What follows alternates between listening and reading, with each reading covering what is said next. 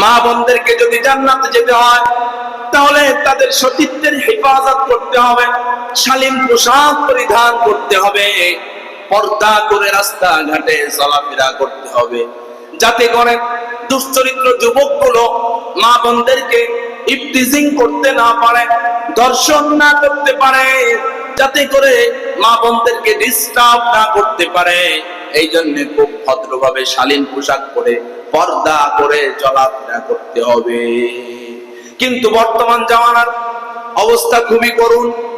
বর্তমান জামানায় দেখা যায় কিছু মানুষ রাস্তা দিয়ে হাঁটলে তাদের শরীর থেকে ঘামের গন্ধ বের হয়, কিন্তু আমাদের সমাজে কিছু মা বোনরা আছে তারা রাস্তা দিয়ে হেঁটে যাওয়ার পরে আধা ঘন্টা পর্যন্ত ওই রাস্তার মধ্যে পারফিউমের গন্ধ থাকে।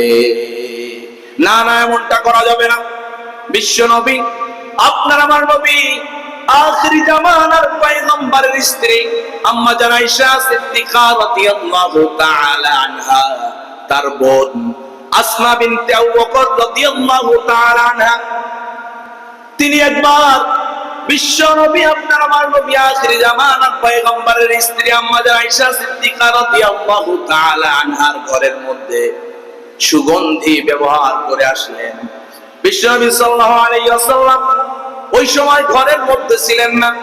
নবীজি কিছুক্ষণ পরে যখন বাড়িতে আসলেন, ঘরে ঢোকার আগে নবীজির নাকের মধ্যে যখন ওই সুগন্ধির ঘ্রাণ চলে গেল, তখন নবীজি ডাক দিয়ে বললেন, কোন নারীর জন্য তার স্বামী যদি ঘরে না থাকে তাহলে ওই নারীর জন্য সুগন্ধি ব্যবহার করা হারাম।